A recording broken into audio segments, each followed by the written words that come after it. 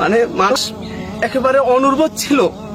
দীর্ঘ 20 বছরে তারা অনেক কষ্ট করে শ্রম দিয়ে এই অঞ্চলকে একেবারে কৃষি খাতে ব্যাপক উন্নয়ন হচ্ছে এবং মানুষ এই জমিটা অনেক উর্বর, মানুষ কষ্ট করে এটাকে যখন ফসল উৎপাদনের সময় হয়েছে, মানুষ যখন একটু তাদের অভাব দূর করে যখন সফলতার সন্ধানের দিকে যাচ্ছিল, মানুষ যখন শান্তিতে একটু বসবাস করার সময় পাইছে, তখনই মেঘনার তাণ্ডব ভাঙ্গনে এই অঞ্চল বিলীন হয়ে যাচ্ছে। বিলীন হয়ে যাচ্ছে মেঘনার গর্ভে। হাতিয়া থেকে হাজার হাজার ফ্যামিলি আসা, এখানে একসময় বন জঙ্গল উজাড় করে শহরাঞ্চলে তারা খবরদার বাহিনী থেকে টাকা পয়সা দিয়ে এই নদীর বুকে যে জায়গাটা কিনছিল, কিনার পরে কিছুদিন বসবাস করার পরে এটা একটা ইউনিয়নের রূপ নিছে। সেখানে নির্বাচন হয়েছে, সেখানে অনেক সরকারি ভবন, স্কুল, মাদ্রাসা, মসজিদ, এমনকি হাট বাজার হয়েছে। ঠিক 10 থেকে 15 বছর বসবাস করার পরেই হঠাৎ করে এই মেঘনা নদীর খবরে আক্রমণে কতটুকু মানুষের ঘরবাড়ি হারাচ্ছে, কি কথা বলেন? আসসালামু আলাইকুম। আমি চানন্দ ইউনিয়নে অবস্থিত হাতিয়া জনকল্যাণ শিক্ষা ট্রাস্ট আদর্শ হাই স্কুলে সহকারী শিক্ষক। আমার নাম ওমর ফারুক। আমি বিগত 13 সাল থেকে এখানে স্থায়ীভাবে বসবাস করছি। তার আগে আমার পিতামাতা এখানে আসছে। যখন 20 বছর আগে প্রায় এই চর মানুষ বসতি স্থাপন করে, তখন বনদস্যু জলদস্যু ছিল। অনেক মানুষ মানে তাদের জীবন হারিয়েছে, মা বোন সম্ভ্রম হারিয়েছে অনেক কষ্টে।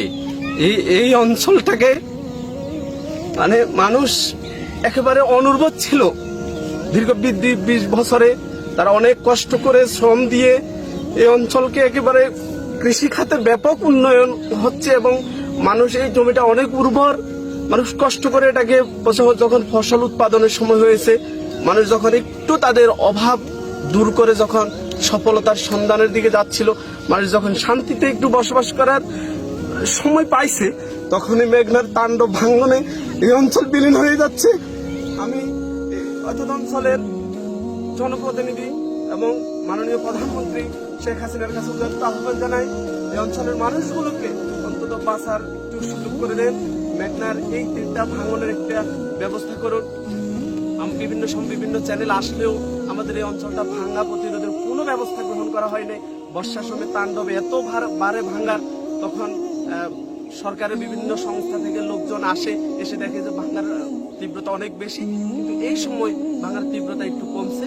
আমি মাননীয় প্রধানমন্ত্রী সহ সরকারের সংশ্লিষ্ট সবার কাছে উদাত্ত আহ্বান জানাবো এই অঞ্চলের মানুষগুলোকে বাঁচার জন্য এবং মানুষগুলো যাতে শান্তিতে থাকতে পারে, সেই জন্য এই ভাঙন রোধের জন্য সিসি ব্লক দেওয়া অতীব জরুরি। এবং ভাঙনের যে মাত্রা এবং মানুষ যে হাজার হাজার ঘর বাড়ি ছেড়ে এখান থেকে চলে যাবে, দ্রব্যমূল্য ঊর্ধ্বগতির কারণে বিভিন্ন জিনিসপত্রের দাম বেশি, এখান থেকে যাওয়ার পরে যে 1 কোড়া 2 কোড়া এমনকি মানুষ একটা ঘর বেঁধে যে বসবাস করবে সেই সুযোগটাও নাই। এমনকি মানুষের যে সম্বলটুকু আছে সেই সম্বলটুকু একেবারে সস্তায় বিক্রি করে মানুষ চলে যাচ্ছে, বিভিন্ন শহরের বন্দরে চলে যাচ্ছে, মানুষের কোনো স্থায়ী ঠিকানা নাই। এবং এমনকি অনেক, আমি শিক্ষকতা করছি, আমাদের অনেক স্টুডেন্ট এই চিন্তায় তাদের বাড়িঘর যে ভেঙে যাচ্ছে চিন্তায় মানসিক রোগী হয়েছে এবং অনেকটা মেন্টাল হয়ে গেছে। সুতরাং আমি প্রধানমন্ত্রীর কাছে উদাত্ত আহ্বান জানাবো, আমাদের এই অঞ্চলটা ভাঙন রোধে আপনি ব্যবস্থা গ্রহণ করুন। জয় বাংলা, জয় বঙ্গবন্ধু। আমরা আপনাকে চিরস্মরণে রাখবো।